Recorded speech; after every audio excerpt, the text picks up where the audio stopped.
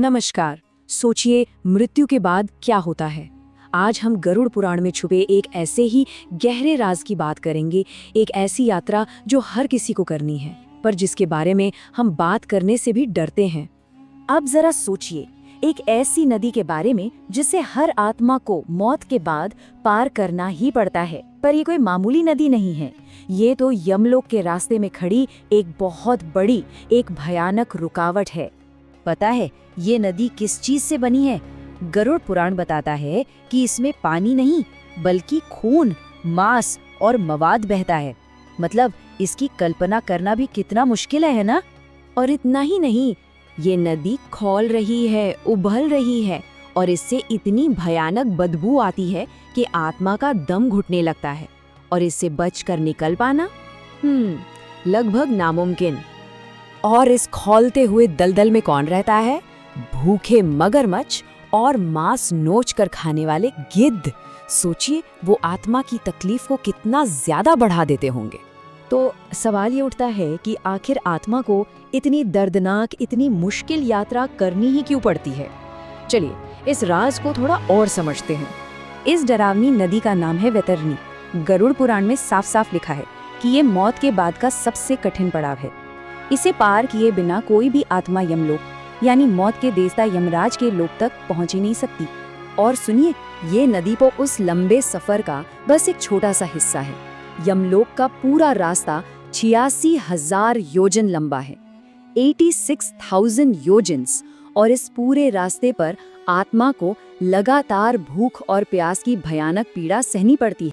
तो अब सोचिए, जब आत्मा वैतरणी नदी के किनारे पहुंचती है तो होता क्या है? जिन लोगों ने अपने जीवन में पाप कर्म किए हैं, वो आत्माएं इस गंदगी की नदी में डूबने लगती हैं। वो मदद के लिए चीखती हैं, चिल्लाती हैं, पर वहां उनकी आवाज सुनने वाला कोई नहीं होता। ये सब सुनकर मन में एक निराशा सी होती है ना? लेकिन गरुड़ पुराण में ही इस भयानक नदी को पार करने का एक बहुत ही सरल उपाय ही बताया गया है, और ये उपाय मकर संक्रांति के त्योहार से जुड़ा है। गरुड़ पुराण में कोई और नहीं बल्कि खुद भगवान विष्णु कहते हैं कि जो भी इंसान अपने जीवन में दान पुण्य करता है, और खास तौर पर मकर संक्रांति जैसे पवित्र दिन पर, उसे वैतरणी नदी पार करते समय कोई भी किसी भी तरह की पीड़ा नहीं होती। तो इसका मतलब क्या हुआ? इसका मतलब ये है कि संक्रांति पर किया गया दान सिर्फ एक पूजा पाठ या रस्म नहीं है। ये असल में उस लंबी और मुश्किल यात्रा के लिए खाने पीने का सामान और एक तरह का सपोर्ट सिस्टम बन जाता है। तो ठीक है, दान करना है, पर सवाल ये है कि दान में आखिर दिया क्या जाए? तो गरुड़ पुराण में 3 खास तरह के दानों का जिक्र है जो इस यात्रा को बहुत आसान बना देते हैं। ये 3 महादान है। पहला काले तिल, दूसरा खिचड़ी यानी अनाज, और तीसरा ऊनी कपड़े या कंबल। चलिए अब एक एक करके समझते हैं कि इनका महत्व क्या है। तो सबसे पहले बात करते हैं काले तिल की। ऐसी मान्यता है कि तिल की उत्पत्ति भगवान विष्णु के पसीने से हुई थी। इसीलिए जब कोई तिल का दान करता है तो आत्मा के सारे पाप जलकर खत्म हो जाते हैं और यमदूत उसे कोई भी तकलीफ नहीं पहुंचाते। दूसरा महादान है खिचड़ी का। जैसा कि हमने बात की, यमलोक का रास्ता बहुत लंबा और थका देने वाला है, तो संक्रांति पर चावल और दाल का दान करने से उस आत्मा को रास्ते में भरपेट भोजन मिलता है। उसे भूख और प्यास का वो भयानक कष्ट नहीं सहना पड़ता।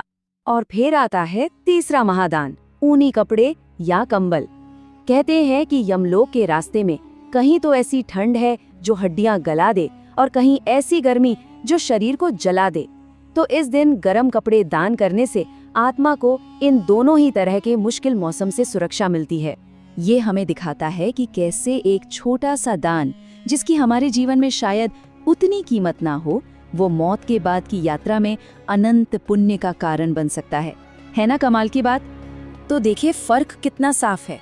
एक तरफ वो आत्मा है जिसने दान नहीं किया, उसे वैतरणी नदी में गोते खाने पड़ते हैं, कष्ट सहना पड़ता है। और दूसरी तरफ संक्रांति पर दान करने वाली आत्मा है जिसे नदी पार करने के लिए एक नाव मिल जाती है, और यम के रास्ते पर भी उसे पूरी सुरक्षा और सहारा मिलता है। गरुड़ पुराण तो यहाँ तक कहता है कि मकर संक्रांति के दिन सिर्फ मुट्ठी भर तिल का दान भी एक आत्मा को नरक की यातनाओं और वैतरणी के भयानक कष्टों से बचा सकता है। इससे पता चलता है कि हमारे कर्मों का फल कितना गहरा होता है। तो ये सारी बातें हमें एक बहुत जरूरी सवाल पर लाकर खड़ा कर देती हैं। इस मकर संक्रांति वो छोटा सा अर्पण क्या होगा जो न सिर्फ किसी जरूरतमंद की मदद करे बल्कि किसी आत्मा की अनंत यात्रा को भी आसान बना दे? इस पर सोचना तो बनता है।